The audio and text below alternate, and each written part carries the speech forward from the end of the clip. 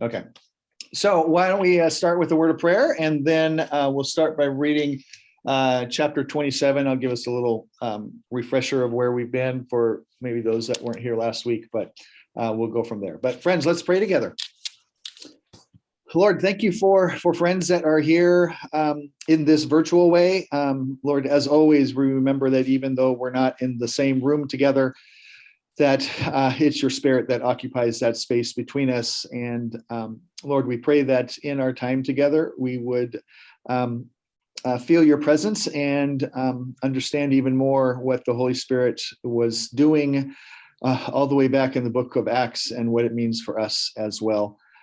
Lord, as we relive this story, we just pray that your spirit will be with us in this time. And Lord, as always, we give ourselves to you, and we pray that you'll be with us right where we are. Lord, we ask this in Jesus' name. Amen. Amen. So we're just to give us a real quick refresher of where we've been. We did chapters 25 and 26. And if you remember, so Paul has been arrested, and I use that term arrested loosely because really what happens is Paul is saved from a mob that is trying to kill him in the temple courts in Jerusalem. And if you remember, the Roman guards come in and grab Paul and take him back to the barracks to basically stop this mob riot that is happening.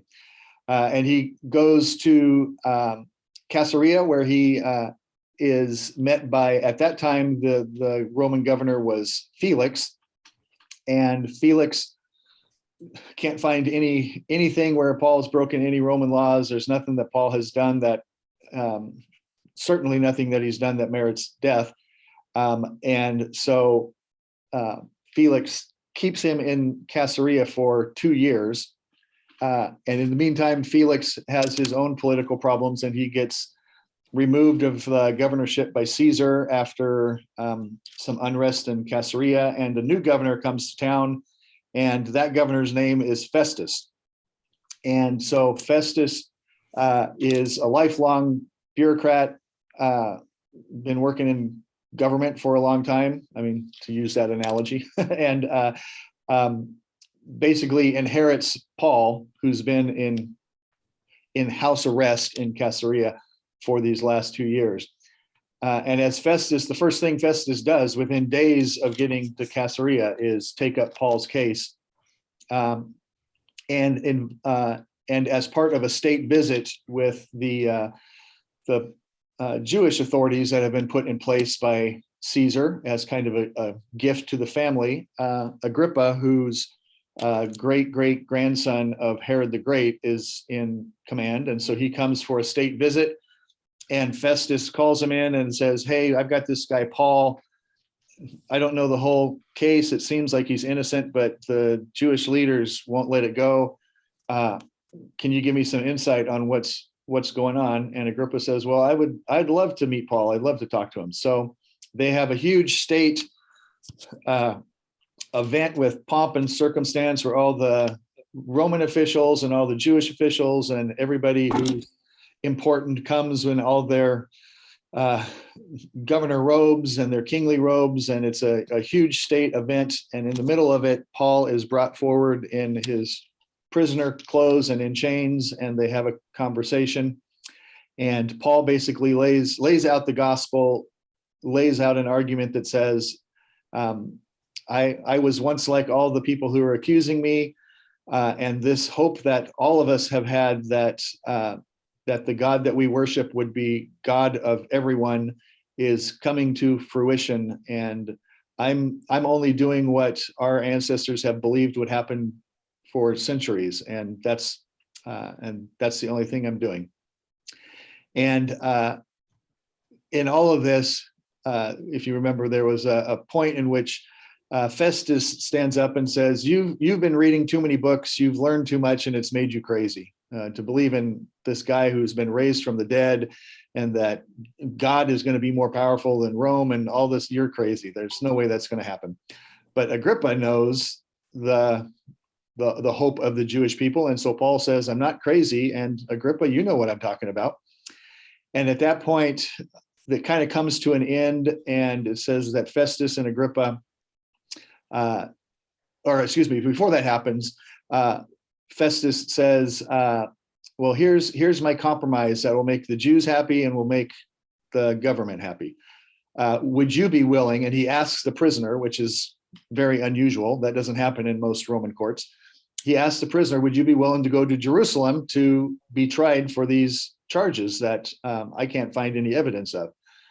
And when Paul is given that option, because Paul's a Roman citizen, he says, no, I appeal to Caesar. And at that point, everything kind of stops. And Festus says, if you want to see Caesar, then off to Rome you go.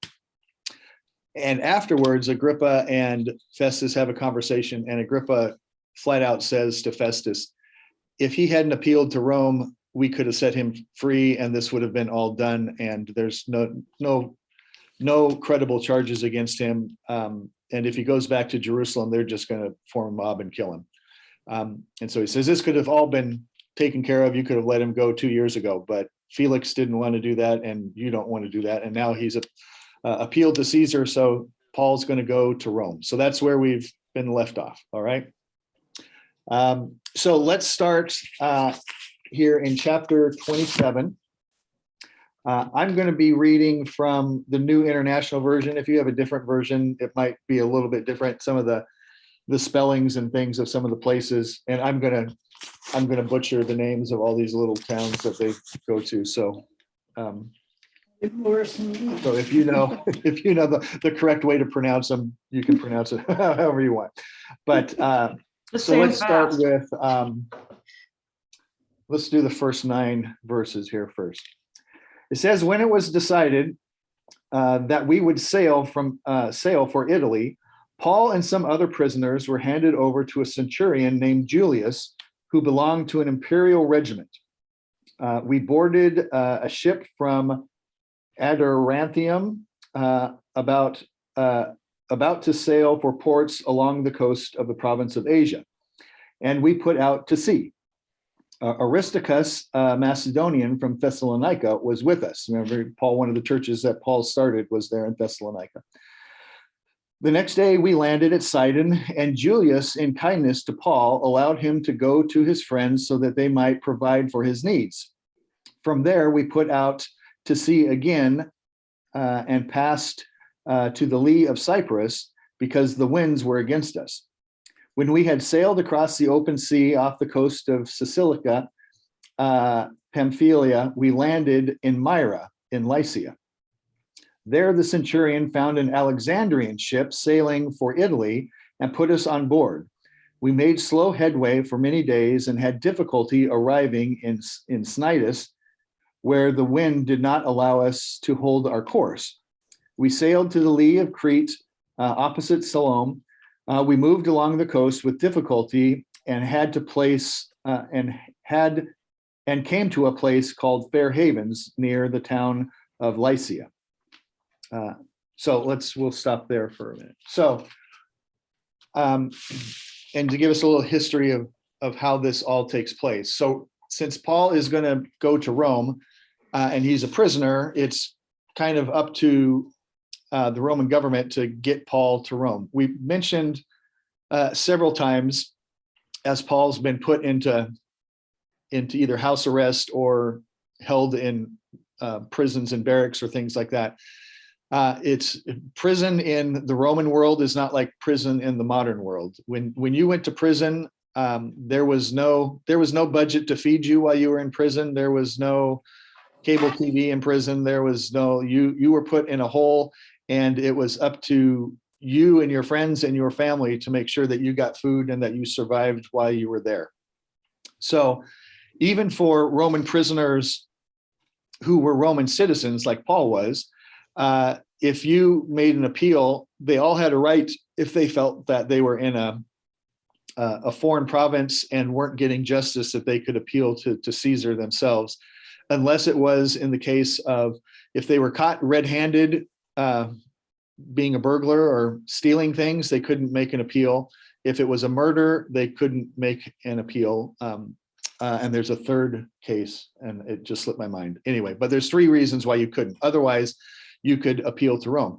But anybody could appeal to Rome, but not everybody had the means to go to Rome and survive the trip, because Rome would put you on a boat and might pay your passage, but they're not going to pay for your provisions while you go. They're not going to make sure that you've got food. They're not going to, when they stop at ports, you're on your own. You got to figure out. So most people couldn't make that journey, even if they were Roman citizens. But Paul has all these relationships throughout Asia that he's built over his last 3 missionary journeys. And as we find, it says that when he gets on board, that 2 things. One, the wording in this is we. I don't know if you noticed that. Throughout the last few chapters, it's been second person. Paul did this and they did that and this, but here when Paul's getting on the boat, it says we got on the boat and made our way towards Cyprus or wherever they're going, which implies that Luke, who wrote this account of the early church, is with him because he's using the phrase we, which he wasn't using before, right? And also we have this person, Aristarchus, who is with him. It says he's from Thessalonica, which is where Paul had one of his churches as well. And so depending on which historian you read, there's a couple of significant things about that. As we said, you got to take care of yourself to get to survive the trip to Rome. And then when you get to Rome, you got to survive in prison until Caesar hears you, or if Caesar decides he doesn't want to hear you, then when they decide what to do with you, in the meantime, you've got to survive all this. So one tradition, and some historians were kind of divided on this. One tradition says that if you were a wealthy man and had slaves and were being charged with something, you could bring your slaves with you as a way to provide provision. So if you went to a port and the prisoners couldn't get off the boat or whatever, he could send his slaves into town and get them food or do whatever he wanted to do. And that was fairly common for aristocrats who were on their way to Rome being charged with something.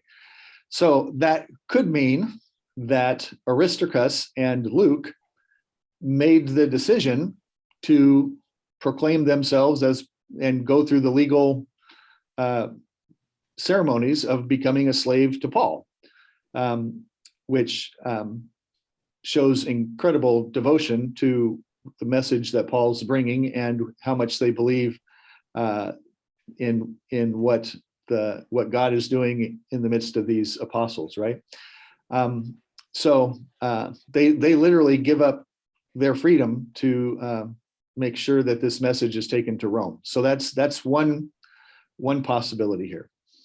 The other possibility is that Aristarchus and Luke are sent along with Paul to take care of him as he goes, and did one of 2 things. One, either they bought their own passage on the boat to accompany Paul at great cost to their own personal finances and lives, or the church took an offering, so to speak, and guaranteed passage for them to accompany Paul, which again is no small feat. If you remember, the church in Jerusalem is Paul. Part of the reason why Paul was hightailing it back to Jerusalem was because he was bringing gifts and offerings from the other churches, because the church in Jerusalem was kind of in dire straits. So if they willingly made that sacrifice to send 2 people on a voyage, which is not a small voyage, back to Rome, that shows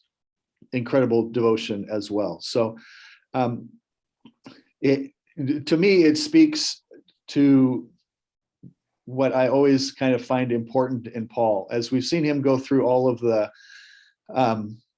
missionary journeys. And if you remember when he was coming back to Jerusalem and they've got word that people are waiting to kill him in Jerusalem, and every time he stops on the way at one of the churches that he has history with, they all come out and greet him, and they have this heartfelt, somber, Paul, don't go, stay here with us. We'll take care of you. They're going to treat you poorly and maybe kill you. Don't go. And there's this affection that these churches feel for Paul as he overwhelmingly keeps saying, no, I've got to go back. I've got to go back.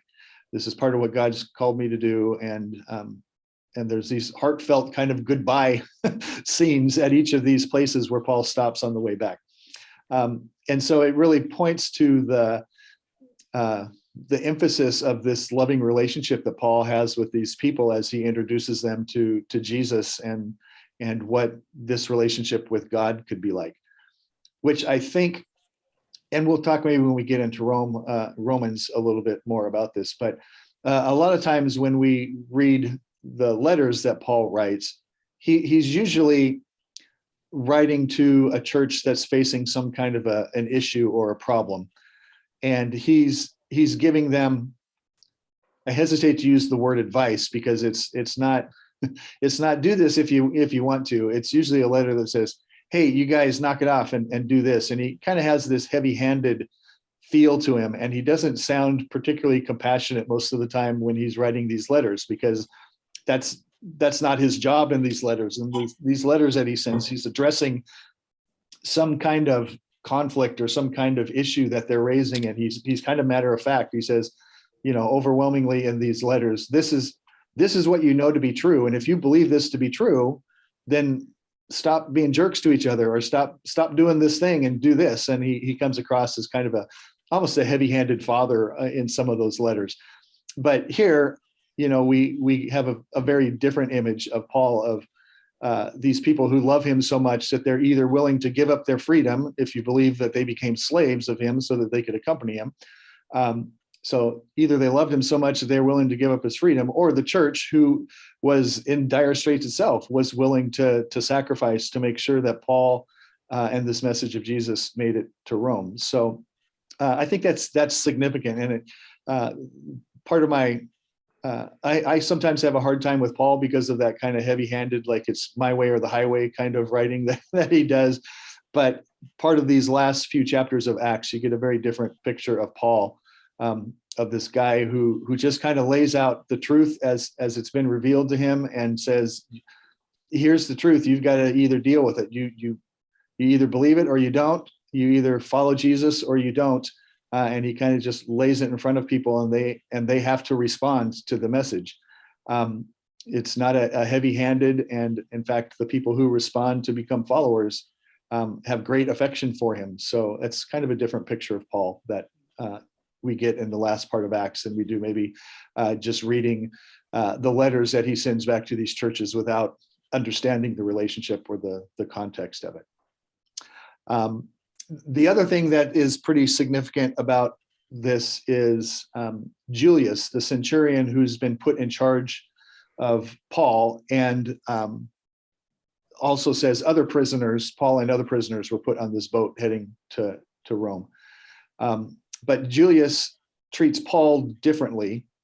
He doesn't treat him like most centurions would treat a prisoner. And there's a couple of reasons. Like he goes so far as to letting, when they stop in port, to let his friends at the first port in is it Myra, to be able to come and bring him provisions and spend time with him and basically see a friend, right? Which doesn't happen when most prisoners are being sent off to trial. So there's a couple of things significant about Julius that I wanted us to look at and understand too. So in the New International Version, it kind of, the translation's a little bit different, but it says that in other translations and in the Greek New Testament, it says that Julius was a Roman centurion of an Augustan cohort, and I think in the New International Version it just says he's leader of a battalion or something like that. But that Augustan cohort is a unique group. They are this group of soldiers who usually are usually soldiers that have worked their way up through the ranks. They're kind of working class soldiers who have been career soldiers. they didn't come to their position because they were part of a aristocratic family and, got a favor from the governor or something like that. They were the hands and feet of the government in local towns. And in Jerusalem and Palestine, as we've talked about, that was always a very volatile place. It was a tinder box that was just ready to explode kind of all the time.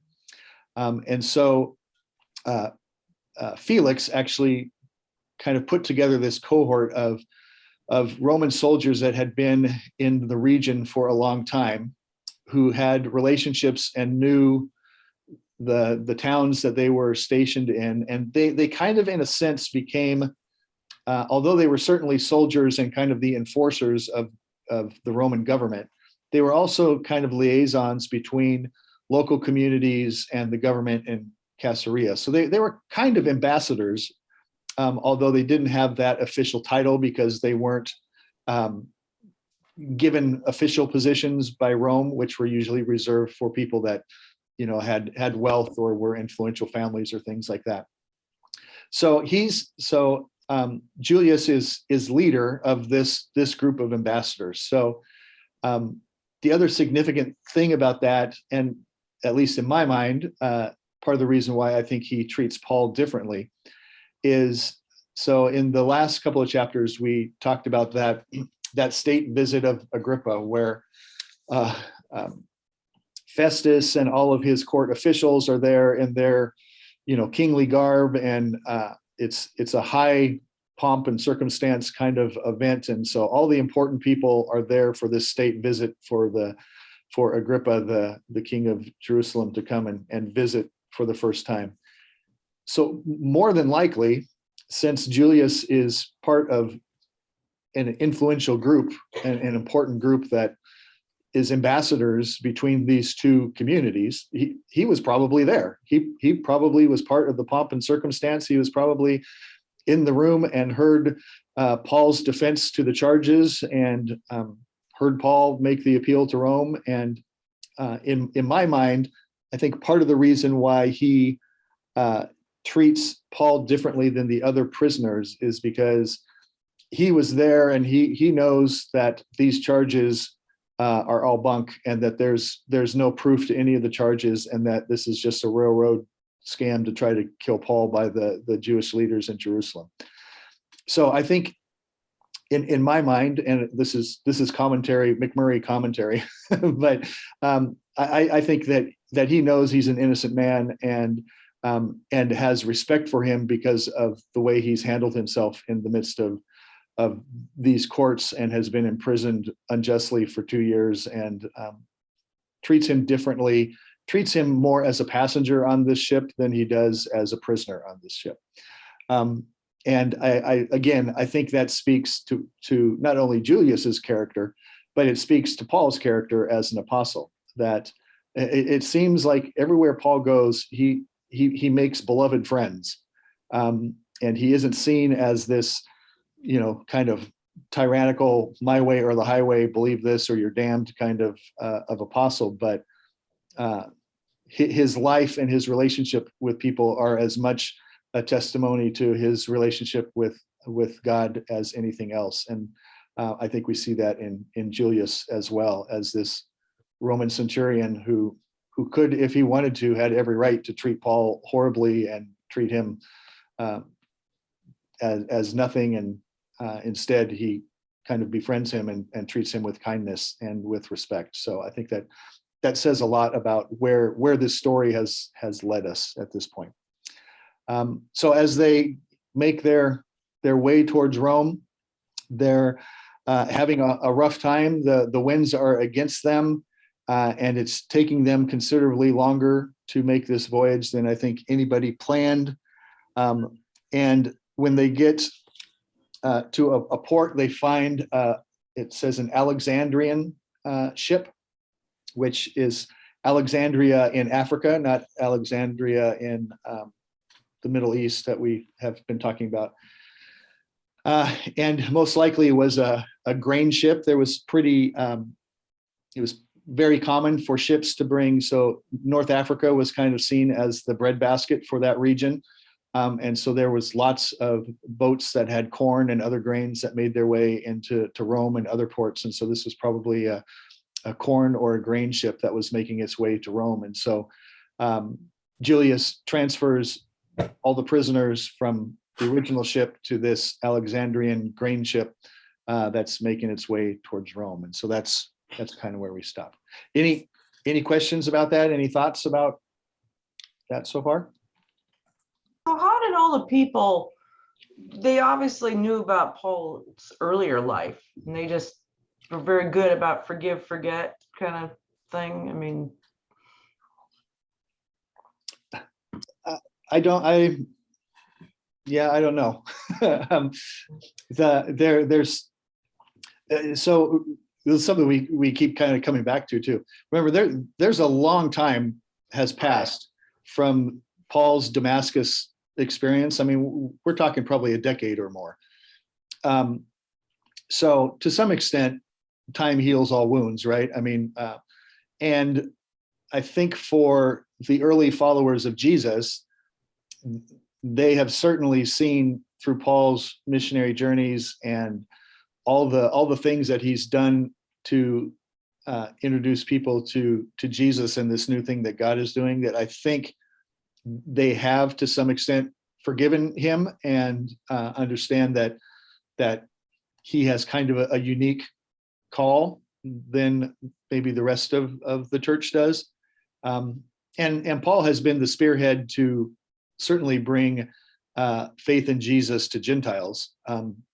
And so it's kind of not only were the Christians,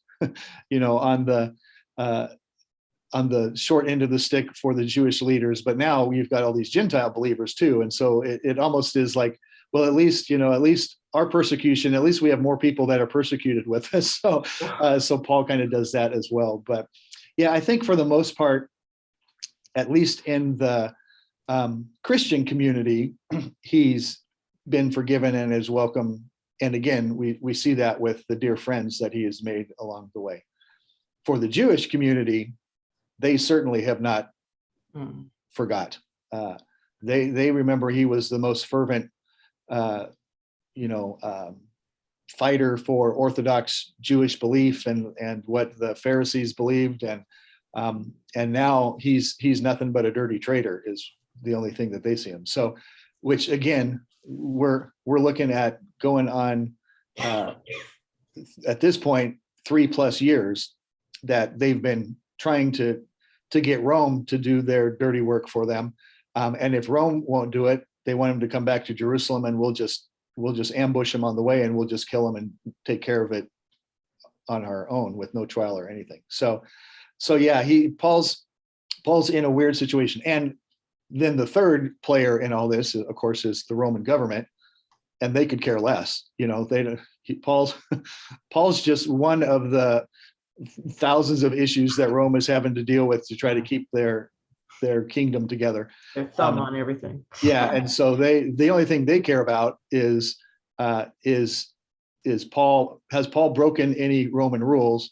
And probably the biggest concern that they have with Paul, because remember, we always talk about the highest priority for Caesar and Rome is peace. Like if you cause civil unrest, then you're out. Like there's no second chances.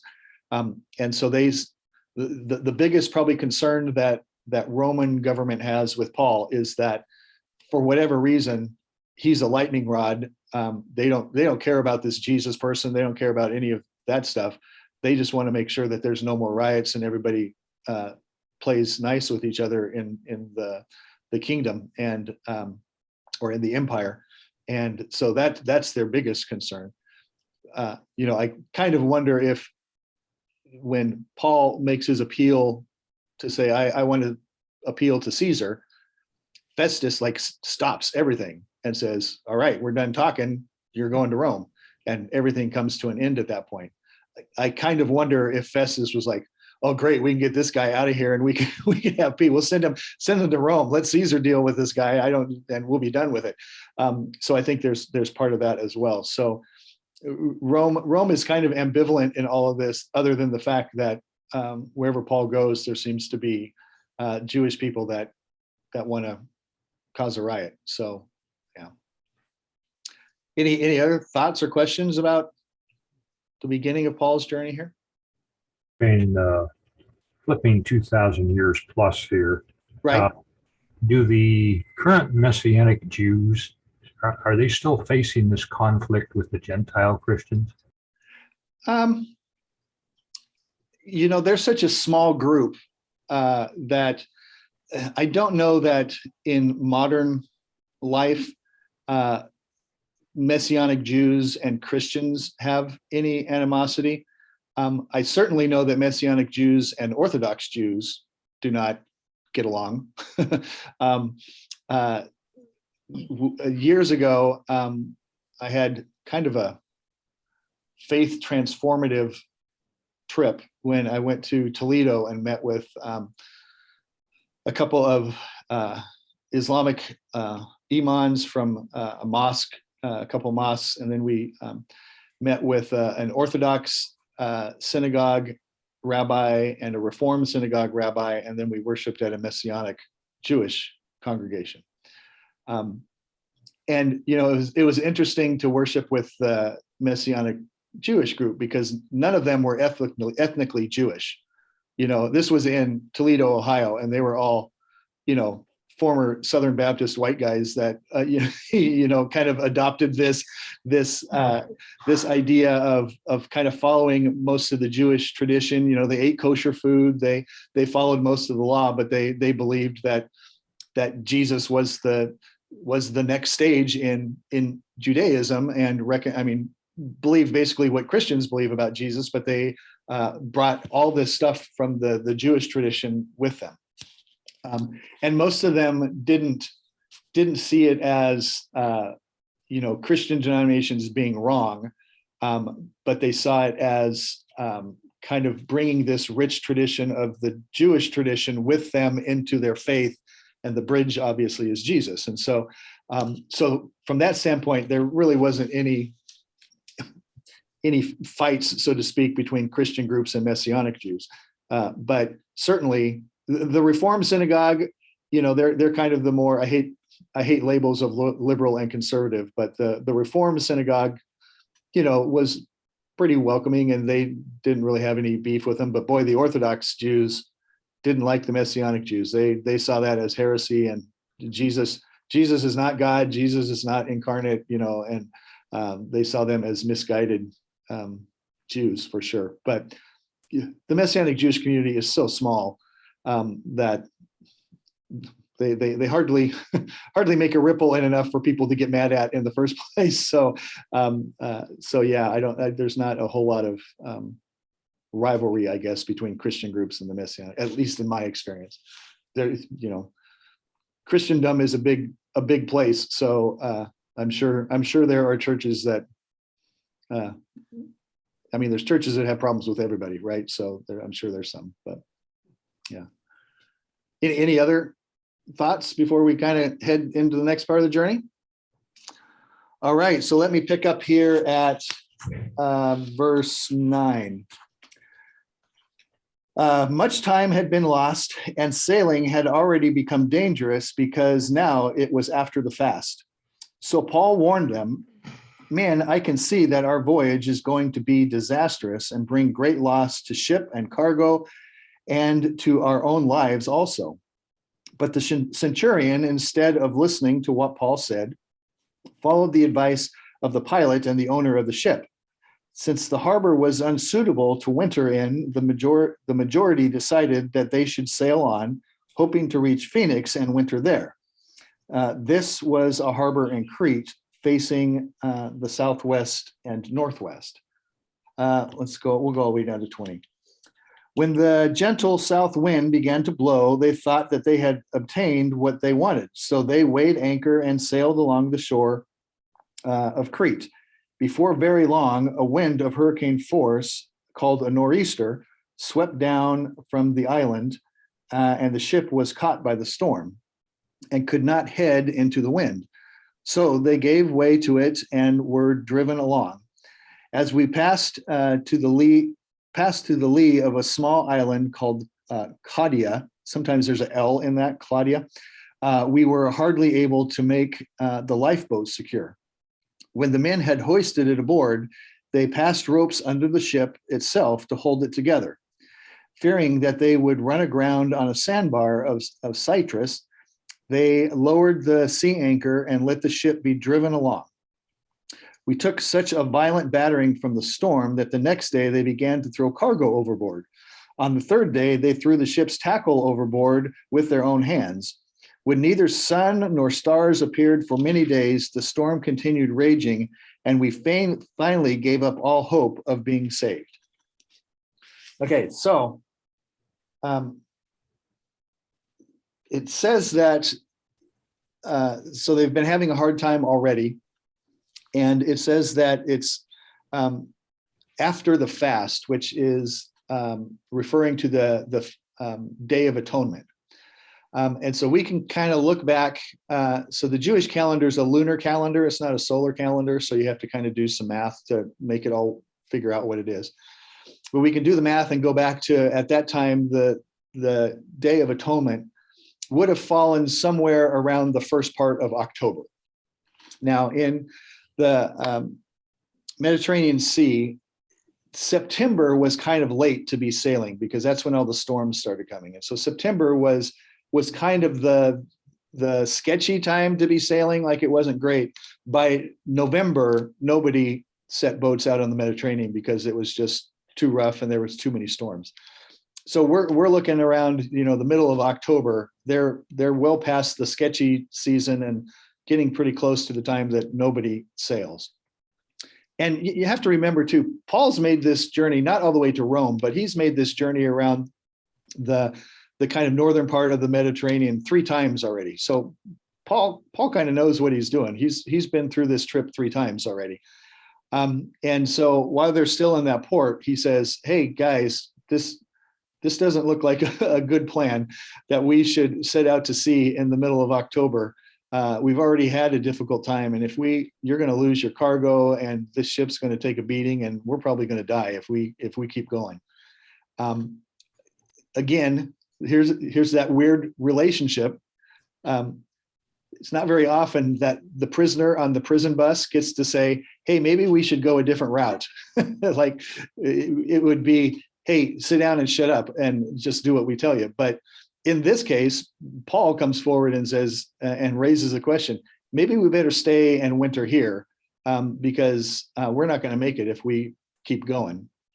And so the centurion, Julius, is the one who has the final say on anything on this boat, because he's no matter who owns it, he's the highest Roman official on board. So what he says goes. And so he kind of, it seems from the context, he kind of has this group meeting of everybody on the boat and says, what should we do? Paul says we should stay here.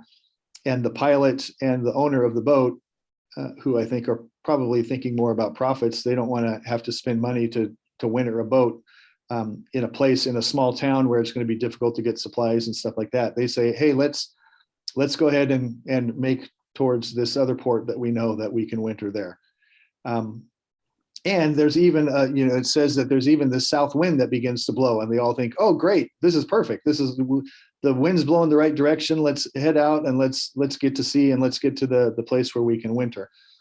So again, it speaks to the fact that Paul is not a typical prisoner on this boat. He's treated very differently, and in fact is kind of seen as one of the leaders on the boat.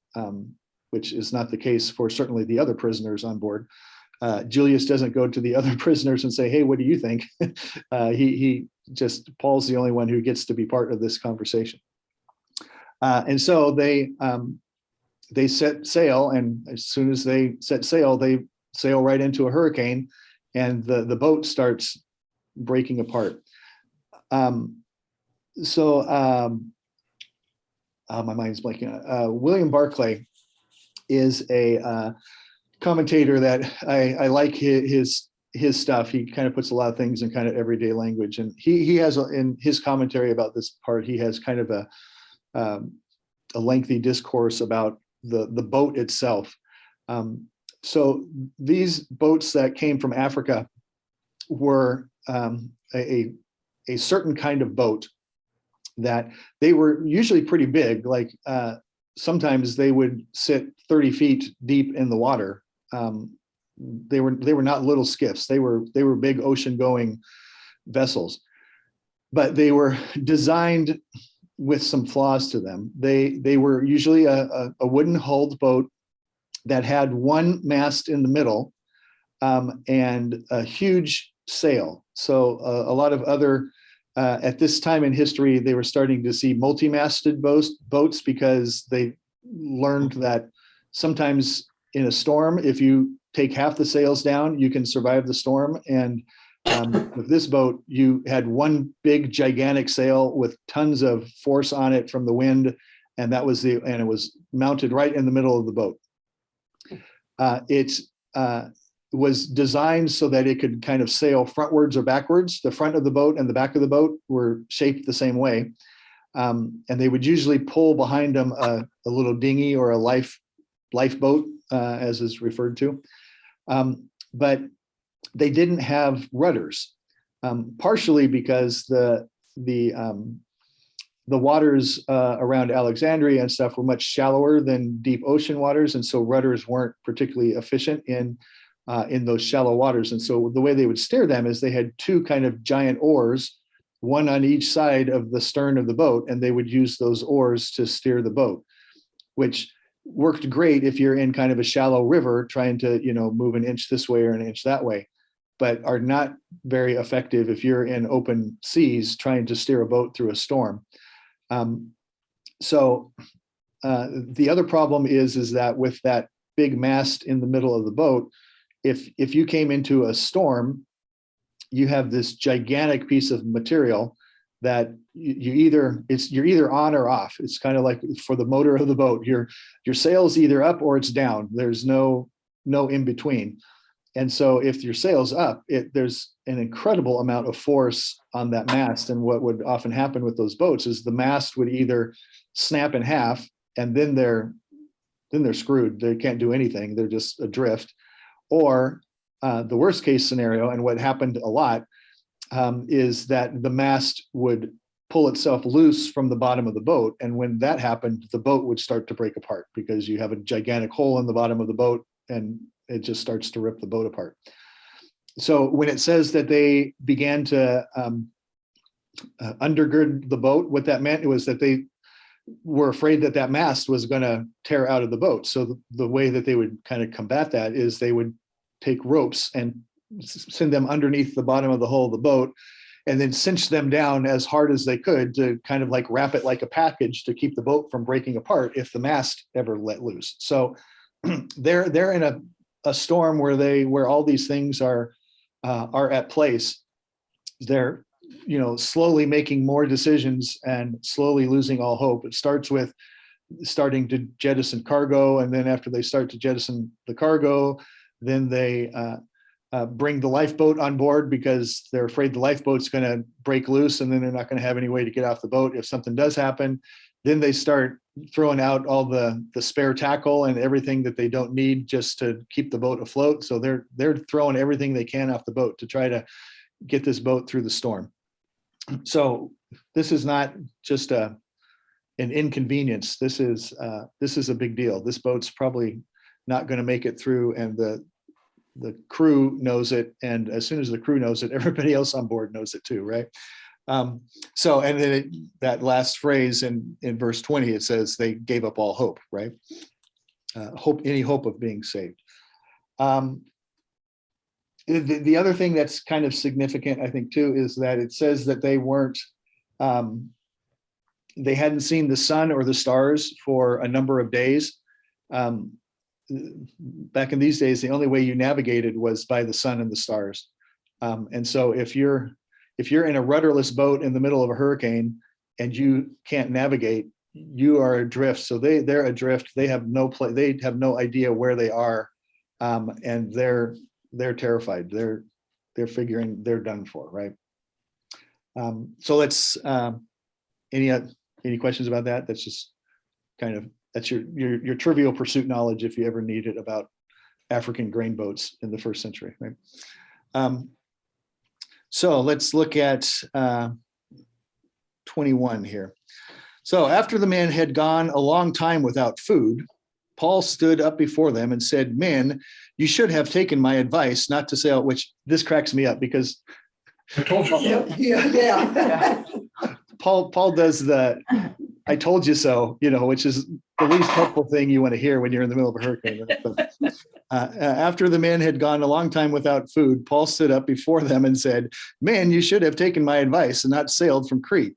Then you would have spared yourselves this damage and loss. But now I urge you to take up your courage, because not one of you will be lost. Only the ship will be destroyed. Last night, an angel of the God who I am and who I serve stood before me and said, 'Do not be afraid, Paul. You must stand trial before Caesar. And God had graciously given you the lives of all who sail with you.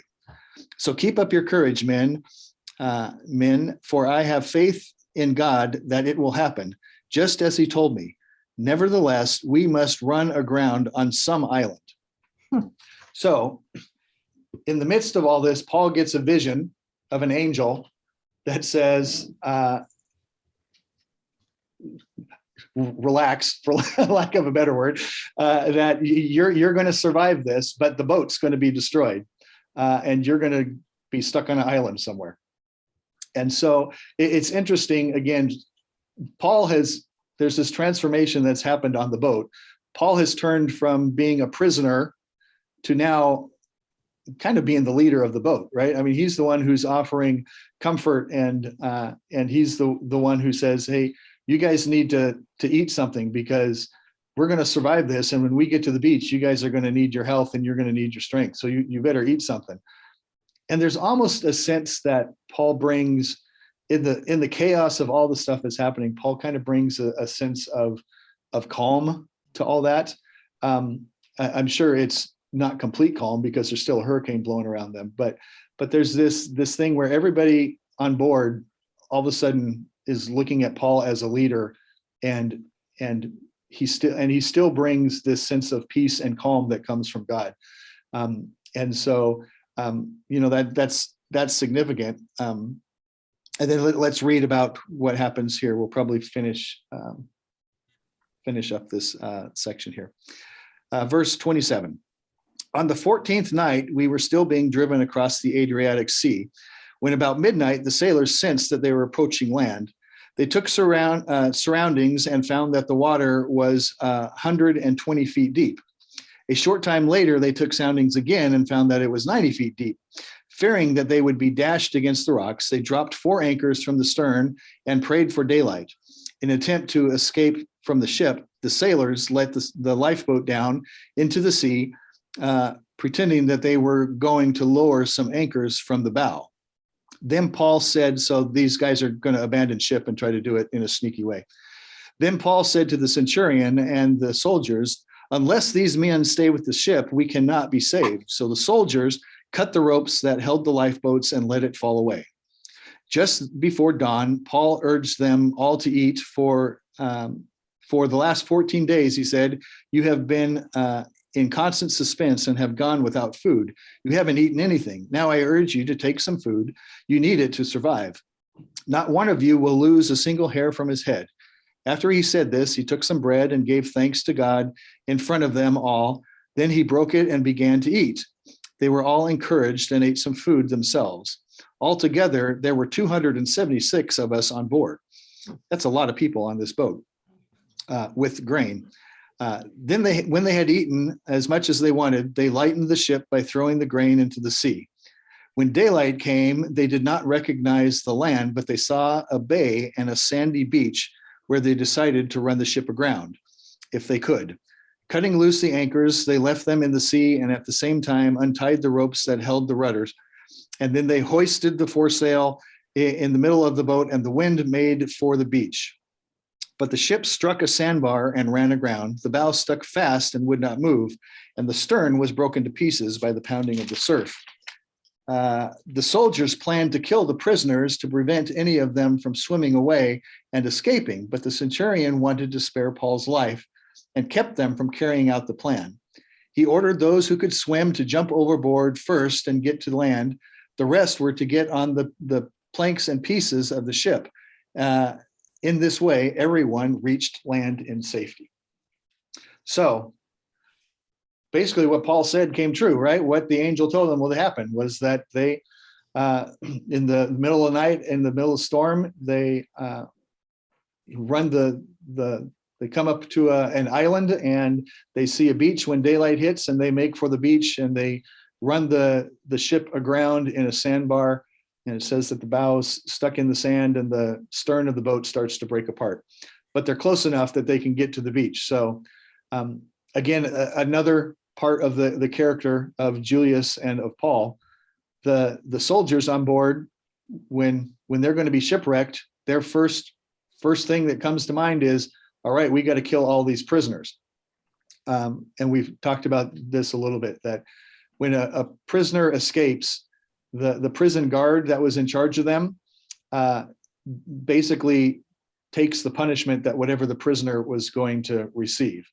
So these guards know that if these prisoners take off and swim and make it to shore and escape and we never see them again, when we do finally get to Rome, they're going to have our heads because we let these prisoners escape. But for one of two reasons, one, either Julius is just compassionate, actually probably one of three reasons. Either Julius is just compassionate and doesn't want to kill Paul by kind of divine spirit, or he knows that Paul is innocent and that he's not going to be executed, that Paul's going to be found innocent. And so if we killed an innocent guy on the way, we're going to be in as much trouble as if we killed a guilty person, or if a guilty person had got away. Or the other thing is, this is kind of where I fall in those ideas, is Julius knows Paul's the only one who's got a brain in his head in this whole trip. And so if we get rid of Paul, we're doomed, right? And so don't kill Paul because Paul's the only one that's keeping us alive. I always kind of fall back on in crisis, people do whatever it takes to keep themselves alive. And I think Julius kind of thought, if we get rid of Paul, we're sunk, right? Don't kill Paul. He's the only one that's keeping us alive at this. But it says that they all make it to the shore. And just as the angel told them, they were all going to survive. They were going to be stranded on an island, and the boat was going to be lost, but that they were going to make it there. So in the next chapter, we find out that the island is not just a little deserted island, but it's actually Malta, which is a pretty big island with people on it. Many islands, actually. Yeah. So we'll talk a little bit more about that on the way to Rome, but we got 1 minute left. So well, this is probably a good place to stop. Any thoughts, any comments you want to make about Paul's adventures on the boat on the way to Well, Rome? you were kind of talking about there that, Paul's the one with all the brains, but, you look, who's writing all this? I mean, Luke is sort of standing there in the background and he's obviously got some brains or he wouldn't be, but it's kind of funny that you forget that, well, there's probably more than one person who's got a lot with it or whatever. I don't know. Right. And certainly their faith is playing a huge role in this, that they have trust that Paul's vision is something real. It's not that angel that speaks to him is not just indigestion and a nightmare, that there's something's going on. Yeah. So yeah. Yeah. Any of your thoughts or comments? Wow. Interesting. That was exhausting. That felt like a real trip, like a real. Yeah. So real quickly, I'll put this up. Just I've got a little. Let me see if I can do this here. I've got a little map that kind of shows Paul's where this goes, so that if you're a person like me that I think in pictures, so I like seeing pictures of things. Let me see if I can get where's my share screen? No, that's not what I want. There it is. So The islanders on Malta were not cannibals, right? No, so in the next chapter, it refers to them as, did it share my screen? Can you all Yep. see that? Yes. Okay. Yeah. So we're over, Trying to Here. find it. yeah. So it refers, so there's kind of a translation thing here too, that it calls them barbarians, which in kind of our modern understanding of the word barbarians means savage, ruthless people. What it actually means is it comes from a Greek word. It comes from a tradition in Rome that the people on this island spoke an unintelligible language to them that they called the barbar. And so they were called barbarians because they spoke this language that nobody understood. And so it got called barbarians. But over the years, and of course with Malta, and there's a tradition of cannibalism and all kinds of horrible things that were associated with them. Barbarian took a different meaning for us, but at this point, when it calls them barbarians, it just means that they were these people who spoke this language this barbar language that nobody understood. So you can kind of see the journey and all the places that they went. And then I always love all these maps of the journey always have these squiggle marks across the Mediterranean for the storm. And it's funny to see some, because some of them have it in loops and going upside down and, all over the place. So depending on how severe you think it was, but anyway, so where we've landed is here. And then next week we'll see the rest part of this journey when we talk about it. So if that's helpful to you. So you are recording this? Is there a way to go back? Yeah, so I mentioned last week I was hoping to put these up on the webpage, but I'm trying to find a better way to do it. The way our webpage is set up, whenever we do any editing to the webpage, the company that hosts it has to do it, and they charge us Oh, a bunch of money per hour to do stuff. So I haven't done it since the last time we talked, but I was going to see if I could maybe just find get a free WordPress or a free Yahoo webpage to just post these on, so that we could just put a link over it and you could look at them if you want to. could you put them on YouTube? Yeah, we might be able to. I'll see how much. We're limited to the amount of space that we can have on YouTube too, and since we put our Sunday sermons on that, I I see. don't want to Right, use up right. our Sunday stuff on there either. But so hopefully I'll try and get those on there. But Well, I don't know, because I don't know if since I'll be not on the right hemisphere even, but I'm interested because I've been to Malta, and so it was didn't go out to the caves where supposedly Paul landed or whatever, because Right. it's more than one island. It's yeah, well, and you can see there's a little inset here of. yeah. So yeah, I guess that the place where they believe this is kind of where they believe that they landed in it. I guess it's still called to this day St. Paul's Bay, but Yeah, and there were signs that pointed that, that direction, but we were just in the main city there in Valletta, so. so.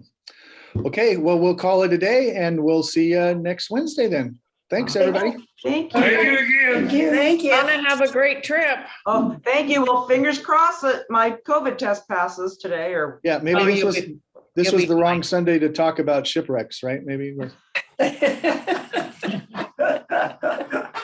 well, yeah. Oh well. All right. Have a great day, everyone. Thanks. Bye.